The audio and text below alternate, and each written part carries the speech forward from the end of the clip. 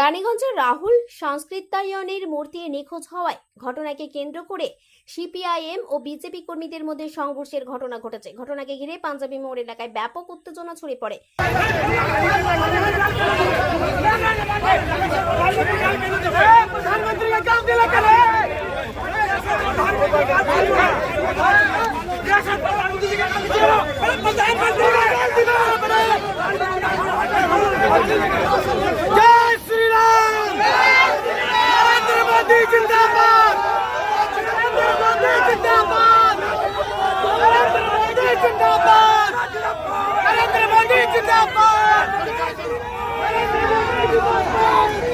জানা গেছে, রাহুল সংস্কৃতায়নের মূর্তি নিখোঁজ হওয়ার প্রতিবাদে এবং দোষীদের গ্রেপ্তারের দাবিতে বুধবার সন্ধ্যায় রানীগঞ্জের পাঞ্জাবি মোড়ে বিক্ষোভ সভার আয়োজন করা হয় সিপিএম এর পক্ষ থেকে।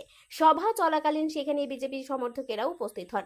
অভিযোগ, সভার মঞ্চ থেকে আরএসএস ও বিজেপির নীতির সমালোচনা করা হলে দুই পক্ষের মধ্যে প্রথমে বাকবিতণ্ডা শুরু হয়, পরে তা ধাক্কাধাক্কি ও হাতাহাতিতে পরিণত হয়।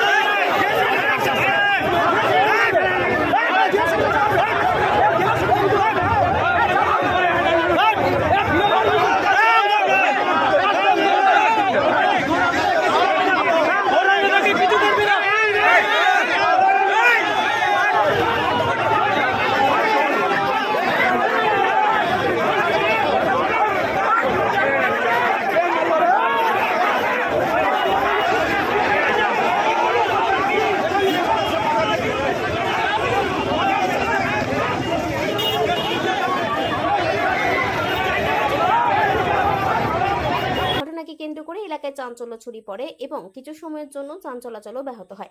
খবর পেয়ে রানীগঞ্জ থানার বিশাল পুলিশ বাহিনী ঘটনাস্থলে পৌঁছে পরিস্থিতি নিয়ন্ত্রণে আনে। বর্তমানে এলাকায় অতিরিক্ত পুলিশ মোতায়েন রয়েছে। ঘটনায় সিপিআইএম ও বিজেপি একে অপরের বিরুদ্ধে অভিযোগ তুলেছে। পুরো ঘটনার তদন্ত শুরু করেছে পুলিশ।